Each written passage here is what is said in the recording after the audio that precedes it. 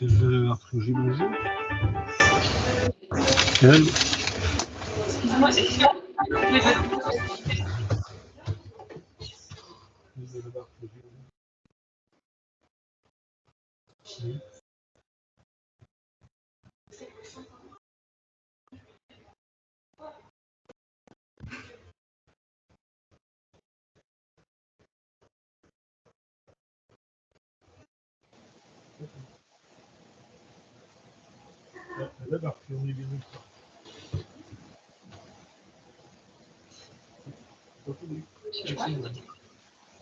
C'est participant, de toute façon, les gens, ils prennent un peu. Tu peux descendre ici? Ouais, si tu veux.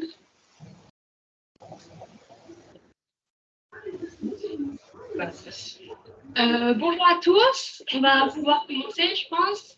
Petite question technique, je vais demander à tout le monde de bien vouloir couper son micro, s'il vous plaît, comme ça ce sera plus agréable pour tout le monde. J'espère que vous nous entendez bien. Voilà. Les caméras ne sont pas du tout obligatoires, bien sûr. Donc, on vous a réunis aujourd'hui pour vous présenter l'annuaire des prestataires qui gèrent et qui prennent en charge les biodéchets sur la STAR. Donc, on est tous les trois réunis. Donc, moi, je suis Camille Le Chevalier, je suis chargée de transition écologique à la CCI Le Mansart. Moi, je suis Léa Marion, je suis chargée de mission écologie industrielle et territoriale au Pays du Mans. Et donc Adrien Deben, je suis conseiller développement durable à la Chambre de métiers de l'artisanat Pays de la Loire. Je suis basé au Mans et j'accompagne les entreprises artisanales sartoises sur tout ce qui est transition écologique. Voilà, donc cet annuaire, c'est le travail, c'est le fruit d'un travail de plusieurs semaines qui a pris naissance du fait de la prochaine loi, très imminente loi sur les biodéchets qui sera en vigueur à partir de janvier 2024. Donc, en accompagnant les différentes entreprises, on s'est rendu compte que il y avait plusieurs interrogations et plusieurs inquiétudes quant à qui se tourner pour prendre en charge les biodéchets. Donc, on s'est dit que ce serait une occasion de créer un outil utile pour vous. On espère qu'il sera exhaustif. De toute façon, il va être amené à évoluer et à être complété au fil des mois et au fil des nouveaux prestataires qui pourraient se mettre sur ce sujet-là. Léa et Adrien vont revenir sur la réglementation, sur pourquoi gérer les biodéchets, comment. Voilà, il y aura aussi Madame Le Turf qui va nous faire un retour d'expérience qu'elle a pu avoir avec un des prestataires recensés dans l'annuaire. Si vous avez des questions, n'hésitez pas à les poser sur le chat, on les traitera en fin de présentation.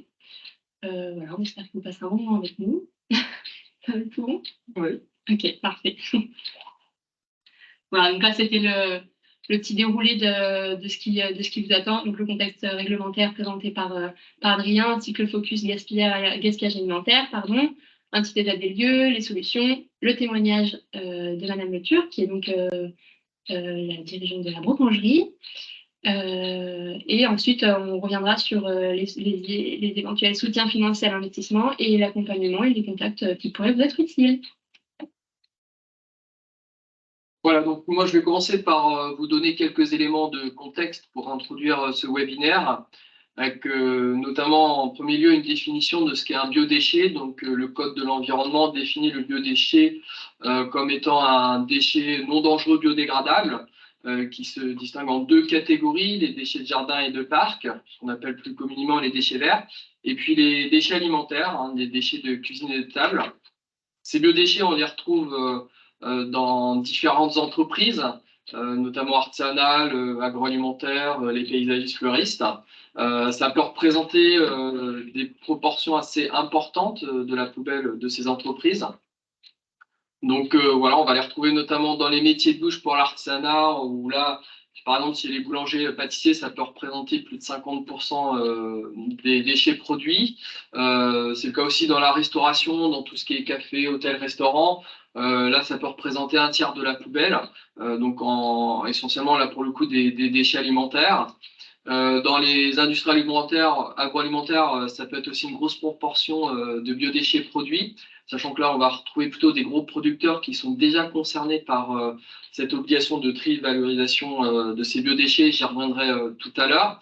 Et puis après, chez les fleuristes, paysagistes, là, on va retrouver plutôt les déchets verts, tout ce qui est fleurs fanées, plantes, tailles de haies et de tonte, où là, il y a déjà des solutions existantes. Que ce soit via des prestataires, des dépôts en déchetterie, etc. On aura l'occasion d'y revenir dans les solutions. En tout cas, pour vous dire que les biodéchets, c'est vraiment un enjeu, dans le sens où c'est quand même une grosse partie de la poubelle d'un certain nombre d'entreprises, aussi des particuliers. Par exemple, dans la restauration commerciale, pour terminer avec un chiffre, ça peut représenter 140 grammes de biodéchets par repas. Et donc, si on multiplie par le nombre de repas sur une journée et fois le nombre de jours d'activité dans l'année, c'est plusieurs tonnes souvent qui sont produites. Alors, il y a vraiment un enjeu de bien gérer ces biodéchets et c'est pourquoi la loi elle évolue. Puisqu'effectivement, en tout cas pour les petits producteurs, jusqu'à maintenant, il n'y avait pas d'obligation de valoriser ces biodéchets. Donc, dans beaucoup de cas, ces biodéchets étaient mis dans la poubelle d'ordures ménagères résiduelles. Et donc, en fonction des territoires, ces biodéchets finissaient soit à l'enfouissement, soit à l'incinération. Ce sont deux solutions qui ne sont pas vraiment intéressantes pour ces biodéchets. Dans le cas de l'enfouissement, on va aller enfouir des biodéchets, donc les tasser. Donc, c'est des déchets qui vont être tassés, qui vont mal se dégrader. Ça va produire notamment du méthane, gaz à effet de serre.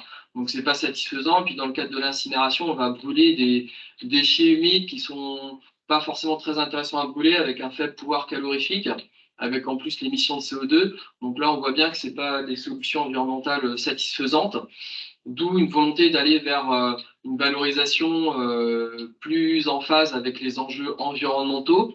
Et c'est ce que propose la loi. Alors depuis plusieurs années maintenant, parce que depuis la loi Grenelle 2 de 2010, il y a une obligation de trait à la source et de valorisation de ces biodéchets pour les gros producteurs, avec une application en 2012 qui concernait uniquement les gros producteurs à partir de 120 tonnes de biodéchets produits par an. Ce seuil, il a évolué au fil des années pour atteindre 10 tonnes en 2016, puis 5 tonnes cette année. C'est-à-dire que depuis le 1er janvier de cette année 2023, les gros producteurs, donc à partir de 5 tonnes de biodéchets produits par an, ont l'obligation déjà de traiter ces biodéchets correctement, donc avec trait à la source et valorisation, donc soit après en compost ou en méthanisation.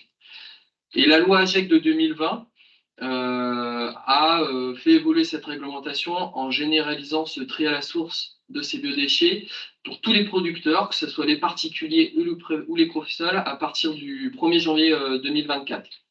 Donc là, c'est une grosse évolution qui arrive dans 2 mois, qui ne concernait pas un certain nombre de petites entreprises artisanales notamment, puisque là, on était plus sur des moyennes de production de 3 tonnes.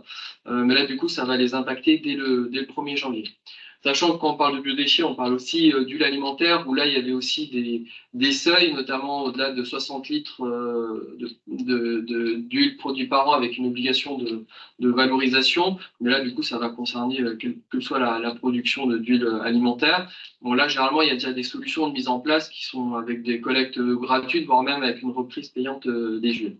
Donc là, pour le coup, il y a déjà des choses de mis en place. Alors, dans tous les cas, on va dire avant ou en parallèle de se pencher sur une solution de tri et de valorisation de ces biodéchets, ce qui est important aussi d'avoir en tête, c'est de réduire cette production de biodéchets. Il y a une hiérarchisation du mode de traitement des déchets suivant l'Union européenne. C'est-à-dire qu'il y a une volonté d'abord d'agir en priorité sur la prévention des déchets, c'est-à-dire éviter la production de déchets. Et donc, dans le cadre des biodéchets, ça va être de lutter contre le gaspillage alimentaire. Et ça, c'est une priorité qui est aussi actée, on va dire, dans la loi AGEC, avec des objectifs qui sont précisés, avec une volonté de réduire de 50% le gaspillage alimentaire d'ici 2030, avec des obligations sur les producteurs, que ce soit les transformateurs, les commerces alimentaires, etc.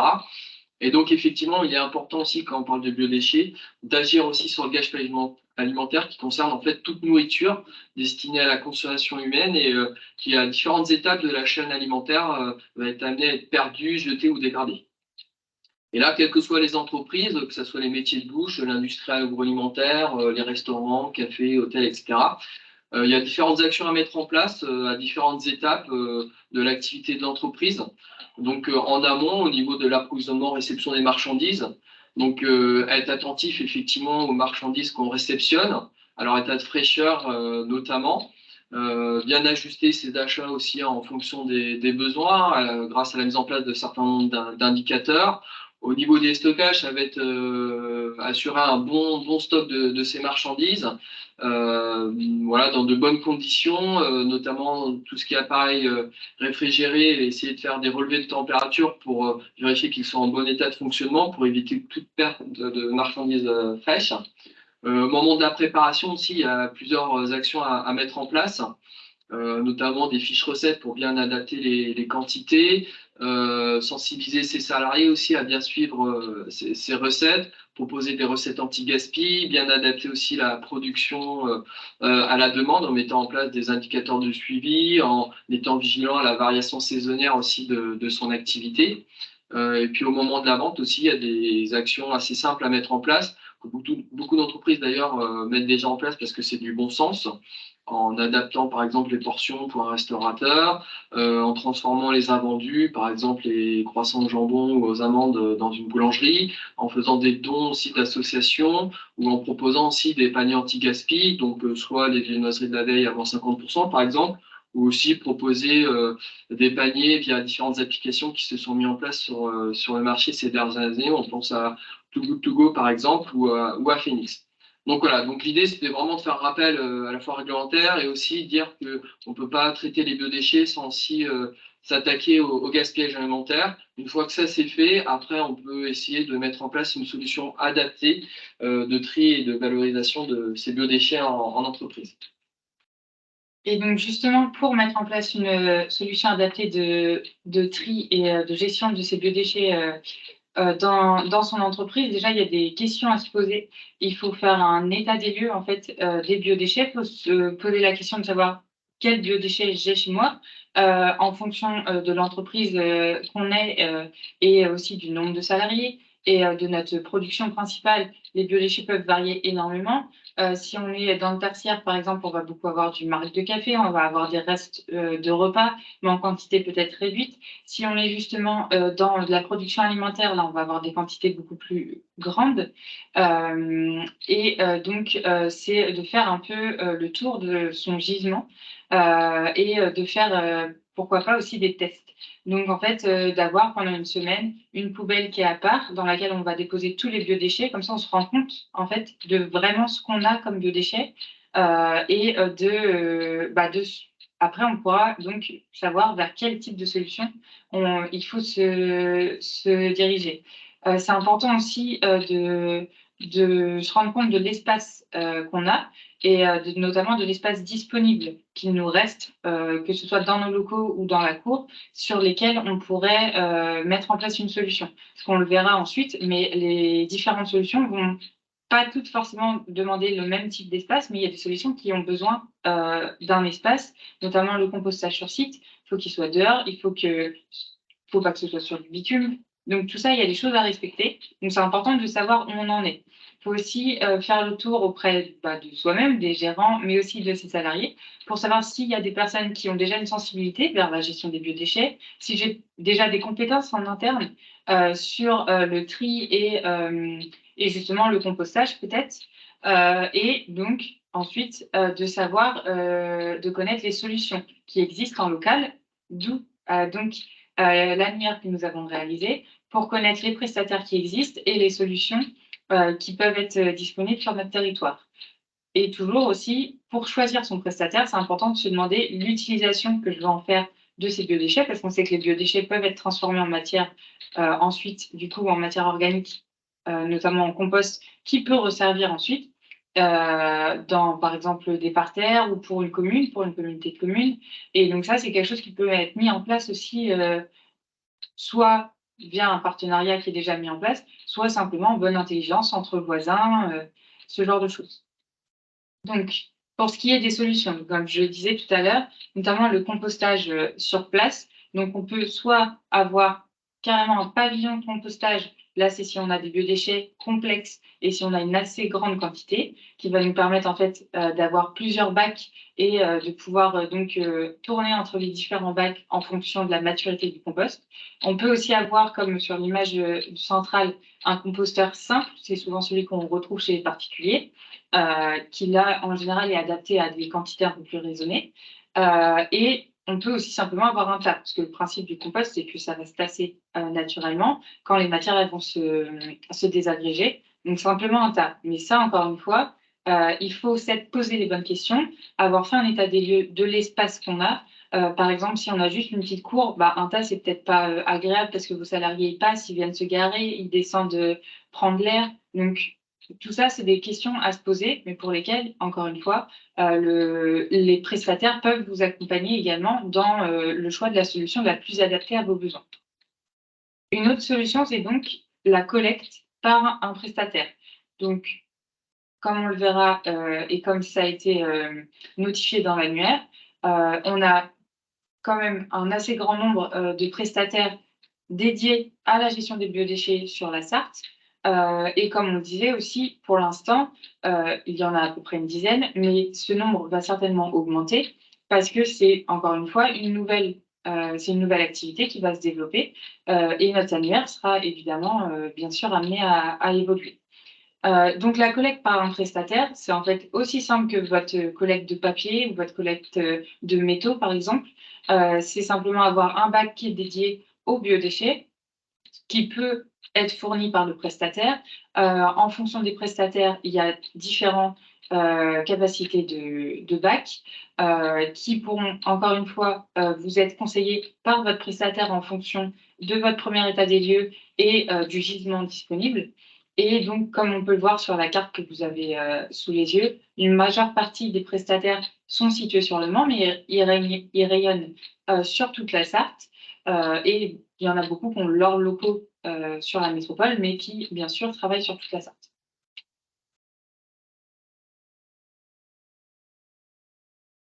Une dernière solution qui ne couvre pas l'intégralité des biodéchets dont on parlait, c'est de se tourner vers sa collectivité. Donc, actuellement, comme Adrien vous l'expliquait tout à l'heure, l'obligation de tri à la source des biodéchets va être active au 1er janvier 2024. Donc, les particuliers vont devoir également traiter leurs biodéchets et les collectivités compétentes en matière de gestion des déchets vont devoir mettre en place des solutions. Pour l'instant, les solutions, elles sont encore sur certains territoires en expérimentation, mais dans tous les cas, les solutions sont à destination des particuliers. En ce qui concerne la gestion des biodéchets alimentaires des professionnels, il n'y a aucune solution qui est mise en place par les collectivités pour l'instant, mais il y a certaines collectivités, et notamment des communautés de communes, qui acceptent les déchets verts et non pas les biodéchets des professionnels dans leur déchetterie, soit contre un paiement spécifique, soit en fonction d'un certain nombre de passages à l'année. Ça dépend des communautés de communes et ça, c'est quelque chose que l'information est très facilement trouvable auprès de justement votre communauté de communes sur laquelle est située votre entreprise. Pour ce qui est de l'équipement, donc, comme je vous disais tout à l'heure, votre prestataire est justement équipé pour vous accompagner au choix de la meilleure solution de traitement des biodéchets ou de collecte, mais va également, en fonction du gisement et après une étude avec vous, pouvoir vous conseiller sur le matériel le plus adapté à votre entreprise. Si vous avez, par exemple, un local déchet dans lequel il reste de la place, ou si vous avez de la place sur votre cours, ça peut être justement des gros bacs ou des palox qui ont l'avantage d'être fermés et qui ont aussi l'avantage pour le prestataire de pouvoir juste passer dans la cour pour décharger et repartir. Et sinon, on a aussi des contenants plus petits pour des quantités, des gisements plus restreints, donc comme les bioseaux que, encore une fois, souvent on trouve chez les particuliers, les bacs crocodiles ou les fûts qui ont l'avantage d'être, encore une fois, bien hermétiques. ou simplement des seaux en réutilisation. Encore une fois, c'est quelque chose qui peut facilement être mis en place avec vos voisins en bonne intelligence ou avec simplement justement des matériaux, des seaux que vous avez récupérés.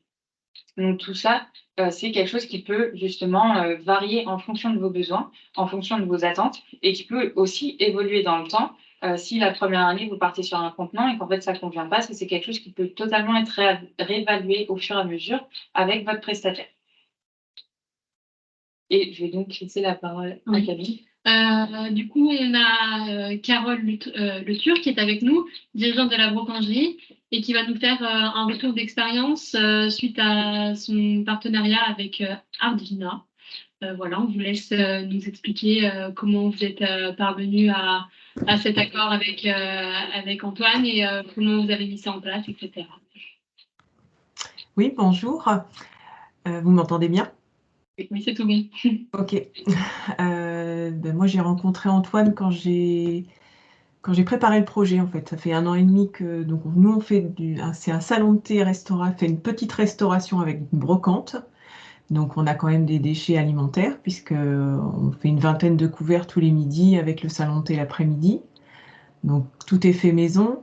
Et j'ai rencontré Antoine quand je préparais le projet parce que j'avais déjà pensé à mes déchets. Parce que en fait, je fonctionne comme à la maison à la brocangerie. C'est-à-dire que je fais du tri. Je trie tous les déchets et à la maison, je compostais déjà. Donc là, c'était évident pour moi qu'il fallait que je composte et que je ne mette pas ça dans les poubelles noires. Donc voilà. Pendant 1 an, je l'ai fait moi-même et je ramenais en fait tous mes déchets alimentaires chez moi, puisque j'ai du terrain chez moi, mais à la brocangerie, j'ai pas d'espace pour le faire. Et puis, comme je savais qu'il y avait cette loi qui arrivait, j'ai voulu anticiper et me dire, bon, chez moi c'est bien, mais il faut aussi le faire en tant que commerçant et en tant que professionnel. Donc là, j'ai contacté Antoine qui est venu faire donc le diagnostic à la brocangerie, voir qu'est-ce qu'il y avait dans nos déchets. Donc du marc de café, des épluchures, des restes de repas, mais on ne fait pas beaucoup de viande, donc voilà, il n'y a quasiment pas de carne. Après, voilà, il vient juste de commencer là en septembre. On a fait un essai sur juin. Donc il avait fait deux ramassages sur juin pour voir si ça allait au niveau du contenant, au niveau de la collecte, si l'heure correspondait bien, enfin voilà, qu'il n'arrive pas en plein service. Parce que comme il n'y a qu'une entrée et qu'une sortie à la brocangerie, il fallait quand même que ça soit bien pour les clients et puis pour lui aussi. Donc voilà, et là depuis septembre, donc il passe toutes les semaines, soit en fin de matinée, soit en début d'après-midi, pour prendre notre seau de compost. C'est super. Et donc, du coup, en termes de quantité après de biodéchets que vous produisez en termes de quantité, chaque semaine. On est sur un seau de 15 kilos, je crois, de mémoire. Donc, c'est pas énorme, c'est vrai, mais c'est déjà ça. Et puis, voilà, j'ai plus ça à ramener chez moi, donc c'est lui qui passe. Et je pense que c'est une petite société, nous, mais bon, voilà, ça peut donner l'exemple sur d'autres partenaires. Est-ce que cet accompagnement, justement, a pu aussi vous faire travailler sur le gaspillage alimentaire, le réduire, ou est-ce que vous étiez déjà assez bonne sur cette thématique-là et qu'il n'y avait pas forcément de marge de manœuvre pour réduire encore ce gaspillage alimentaire? Je dirais que c'est un travail de tous les jours, en fait, de toutes les semaines. Parce qu'on on fait déjà attention depuis le début, mais il y a des semaines où voilà, on a eu moins de monde, donc forcément il y a plus de gaspillage, donc il faut remettre autre chose en place. Enfin, il y a des semaines où il n'y a rien qui reste, hein, mais ça, c'est le milieu alimentaire, enfin, c'est la restauration, on ne sait jamais combien de monde on va avoir. Et c'est la difficulté, en fait. Et ça, je dirais qu'il y a des semaines où on est très bien, puis il y a des semaines, mince. Voilà, dire qu'on gaspille, non, parce que, enfin, moi, il n'y a pas de gaspillage alimentaire. Soit le samedi soir, s'il y en a qui arrivent à 18h et qu'ils n'ont pas de dessert pour le soir, ils repartent avec. Parce que voilà, au lieu que moi je les mange pendant une semaine ou alors qu'on les jette, eh bien les gens les remportent gratuitement. Moi, c'est un geste commercial que je fais très facilement le samedi, parce que voilà, je suis fermée le dimanche et le lundi. Qu'est-ce que je vais en faire? Enfin, il y a un moment où je peux pas tout manger, c'est pas possible. Donc voilà, on essaye de faire au maximum, mais de là à dire ça nous a permis de faire moins de gaspillage, non, mais c'est un travail de tous les jours en fait, de toutes les semaines, on se remet en question, de dire mince, là j'ai acheté trop, là pas assez. Je fais les courses aussi régulièrement et c'est pour ça que c'est pas simple. Et c'est ce qui nous permet justement de pouvoir varier, de pouvoir éviter ce gaspillage, d'aller faire les courses souvent. Alors c'est pas très sympa, hein. Je suis en course très souvent, mais au moins j'achète pas trop en fait.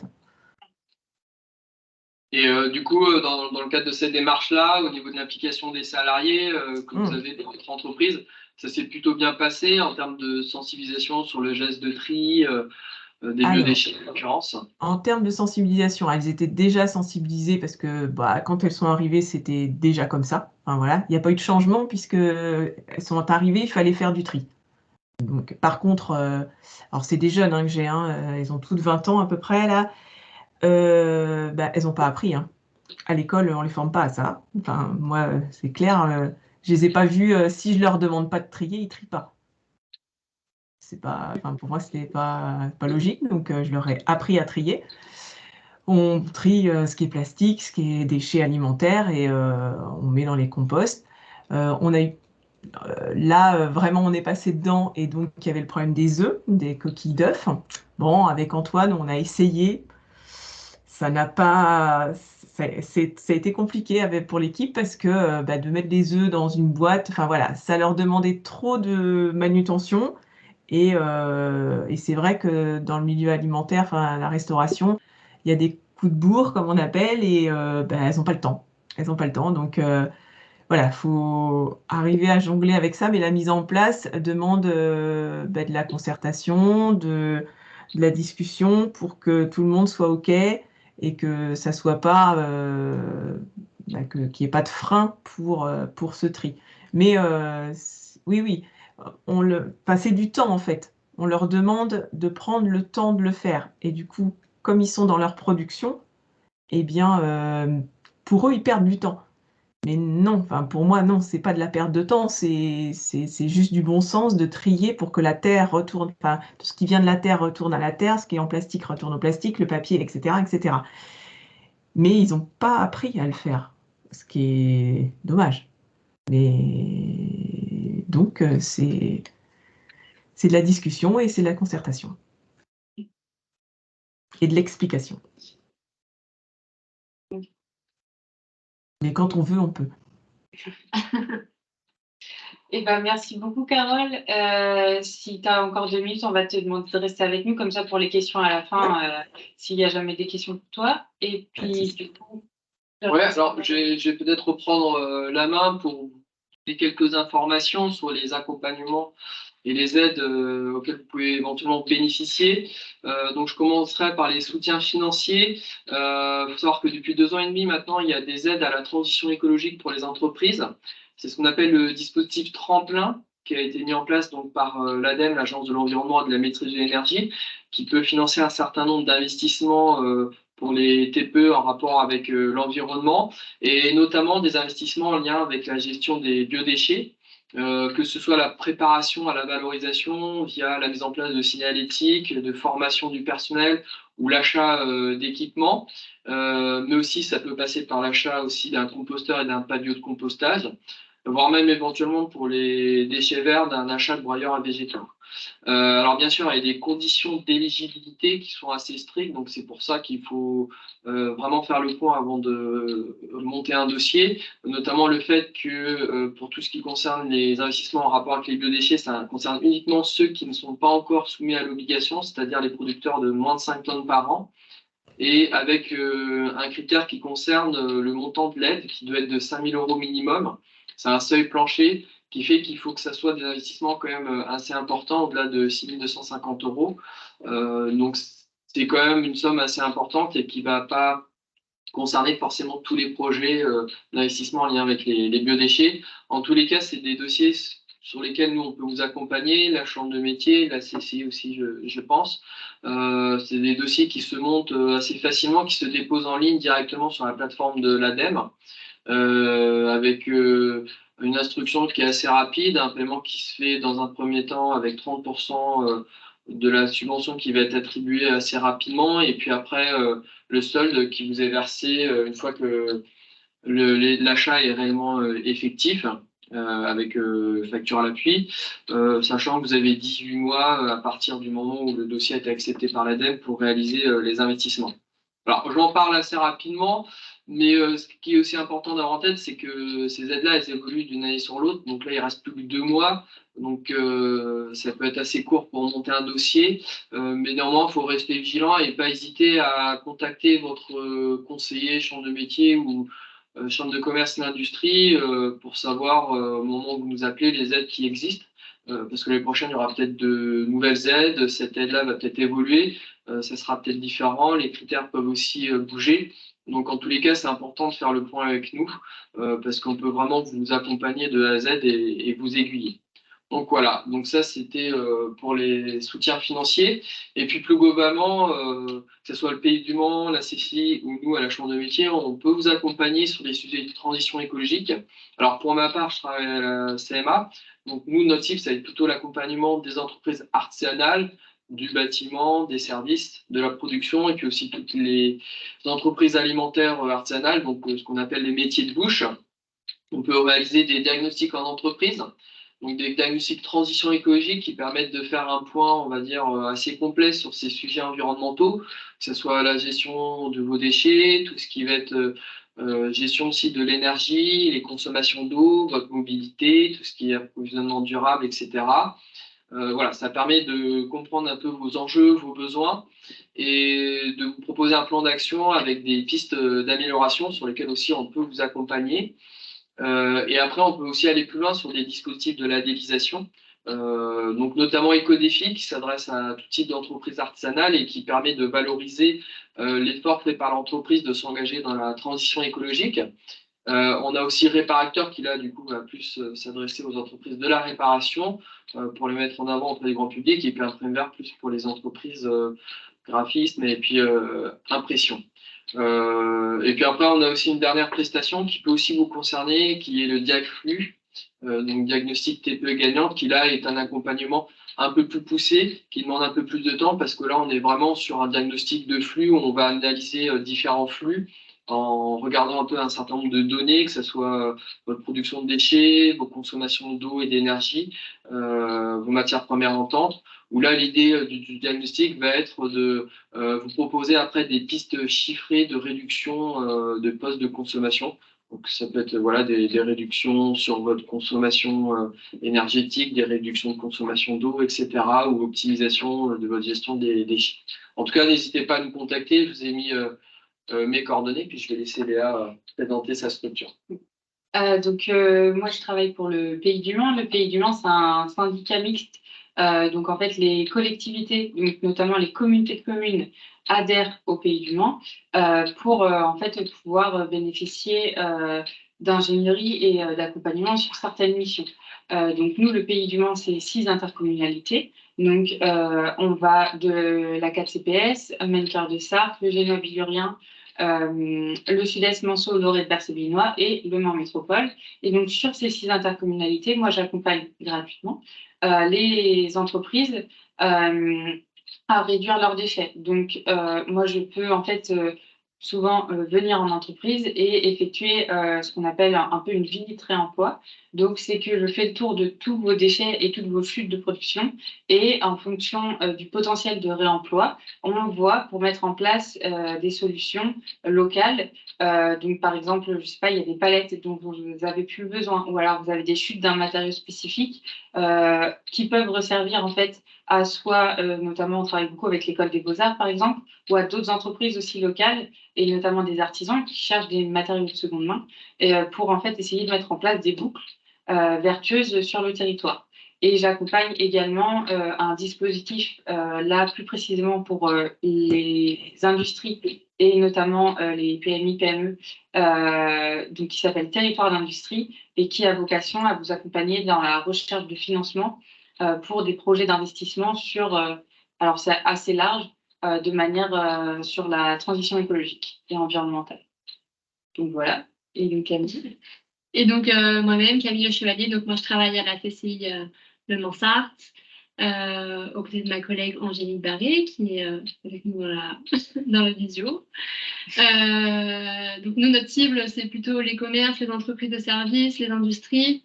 Et du coup, on accompagne ces acteurs-là sur différents domaines, donc les déchets, les biodéchets, sur l'éco-conception aussi, sur les démarches anti-gaspillage, etc. Donc en fait, on intervient dans les structures, on fait ce qu'on appelle les évals déchets, les évals biodéchets, etc.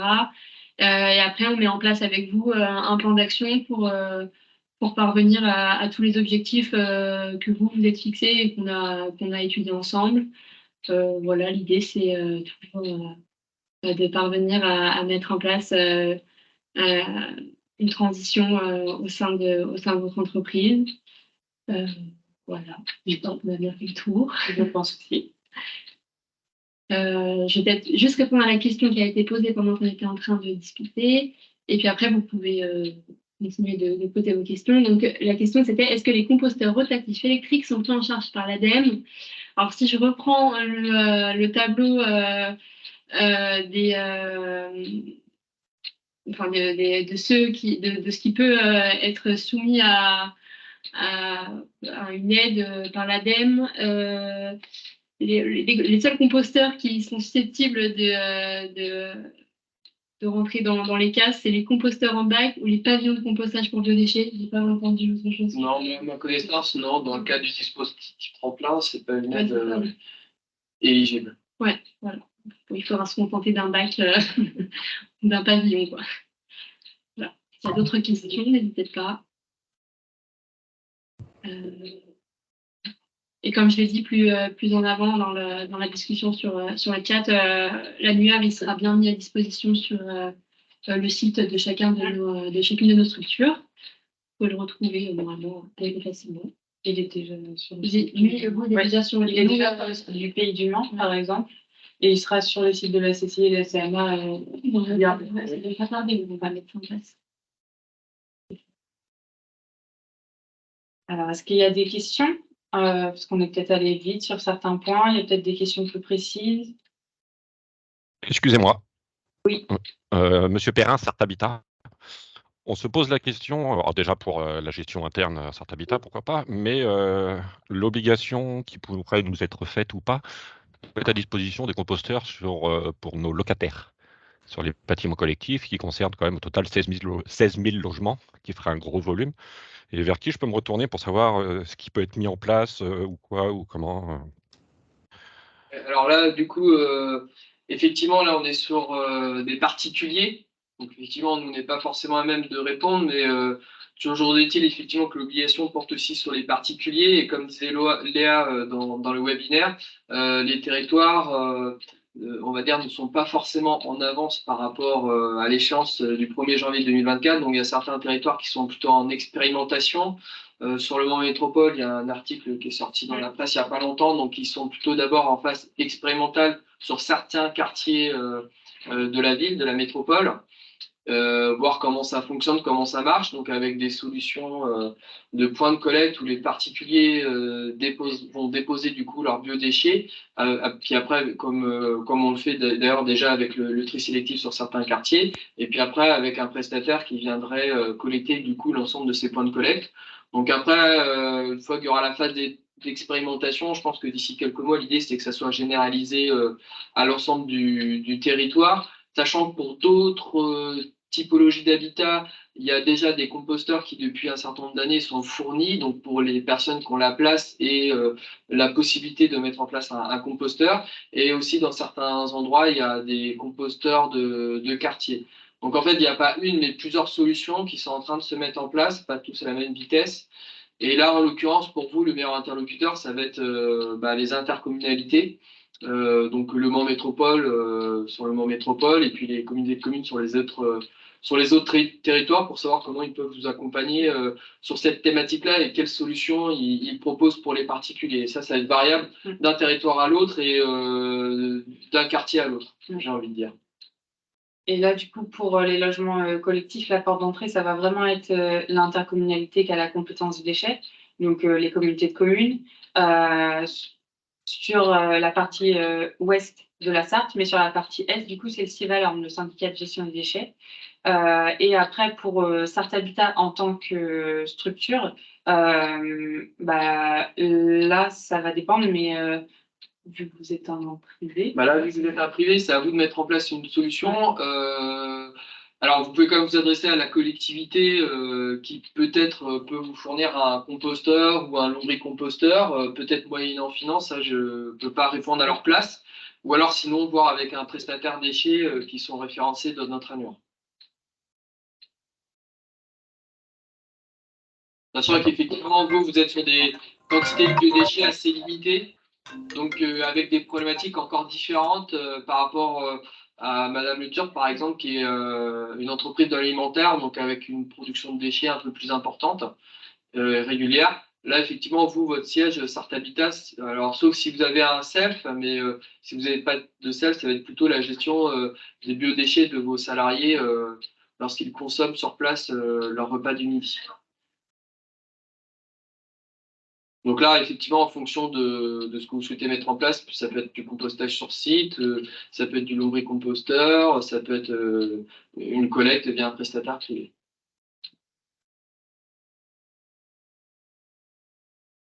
Est-ce qu'il y a d'autres questions? Est-ce qu'on a bien répondu à votre question déjà, M. Perrin? Oui, je me doutais déjà un peu de la réponse, mais ce qu'il faut que je sache, en fait, c'est est-ce qu'on aura une obligation réglementaire, nous, de mettre à disposition les équipements, faire de la communication auprès des locataires pour qu'ils trient et tout, ça je suis tout à fait d'accord et au fait et cause. Après, est-ce qu'il y aura directement une obligation réglementaire de leur mettre à disposition? On traite les déchets verts, on traite nos déchets verts dans les espaces verts, parce qu'on a quand même 350 000 m² d'espaces verts, donc ça fait quand même un peu de volume de déchets, donc qui part soit à la méthanisation, soit au compost. Mais après, c'est est-ce que justement, où s'arrête notre obligation, nous, vis-à-vis des locataires, pour leur mettre des composts, parce que sinon, ça va être des décharges publiques partout, quoi. Alors, Sur certains endroits. j'ai ma collègue Adeline, tu veux Oui, je voulais apporter un élément de réponse. Effectivement, l'obligation, elle pèse pas sur vous, elle pèse pour les collectivités. Et donc, effectivement, il va falloir que vous rentriez en relation avec les intercommunautés à compétences déchets, comme le disait Adrien, parce qu'elles ont l'obligation de mettre à disposition une solution de tri à la source pour les ménages, donc vos locataires, entre autres. Et donc, effectivement, il va falloir nouer des partenariats avec elles pour pouvoir proposer des solutions aux ménages. Mais par contre, l'obligation, elle ne pèse pas sur vous, mais vous avez tout intérêt à collaborer parce qu'il va falloir quand même que ça se fasse. Non, mais c'est le but, hein. Voilà, donc la difficulté, c'est que comme vous êtes Sarthe Habitat, vous allez avoir plein d'interlocuteurs différents. Puisqu'en fonction des lieux de résidence des logements, les solutions choisies par les EPCI ne seront pas les mêmes. Effectivement, sur le Mans Métropole, il est possible qu'ils proposent, c'est pas encore choisi, qu'ils proposent des fois du point d'apport volontaire, de la collecte ou du compostage. Et ça, c'est les territoires qui vont chacun prendre leurs propres décisions. Et donc, on n'aura pas tout à fait les mêmes solutions partout. Mais donc, si vous êtes intéressé, nous, on va travailler sur ce sujet avec mon autre collègue Marie et on peut être un relais pour vous. Et enfin voilà, on pourrait éventuellement échanger ultérieurement à cette réunion sur ce sujet, si vous êtes intéressé. Bah oui, parce que la question va se poser de toute façon. Donc, on pourra vous mettre en lien effectivement avec les bons interlocuteurs puisque nous, on travaille avec eux. Voilà. Très bien.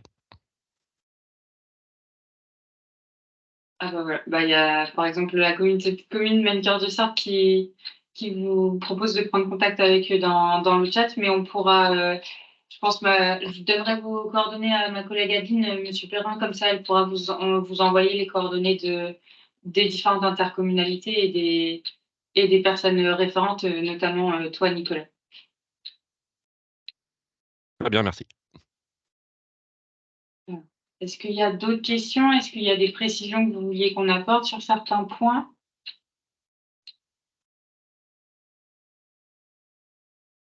Sinon, on s'arrête là, hein, nous, c'est un peu. Ouais, alors il y a juste une précision, je crois, d'Angélique. Oui. Sur effectivement le compost sur site, effectivement le compost que vous allez produire doit être utilisé localement sur site. Il peut pas être vendu parce que c'est pas un compost qui va être calibré, qui va respecter certaines normes. Il va pas être normé, donc effectivement son usage va être limité vraiment à du local et ne peut pas être utilisé pour de la culture destinée à de la consommation après humaine. Il peut éventuellement être utilisé pour certaines cultures de légumes racines, par exemple, mais pas pour, par exemple, de la production de fourrage pour les animaux. Donc, c'est assez encadré. Mais bon, généralement, quand on fait un compost sur site, c'est pour qu'il soit utilisé sur site dans les espaces verts, mais pas pour une production maraîchère ou donné ou vendu à un agriculteur. Mais c'est important, effectivement, de le repréciser. Et donc, du coup, je vois aussi dans le chat, donc c'est ce qu'on disait tout à l'heure, l'annuaire est déjà en ligne sur le site du Pays du Mans. Il sera en ligne d'ici la fin de la semaine ou la semaine prochaine sur les sites de la CMA et la CCI. Donc, on enverra le support de notre présentation d'aujourd'hui à tous les participants. On vous remettra également donc, les liens de nos différents sites avec le chemin exact pour pouvoir accéder à l'annuaire.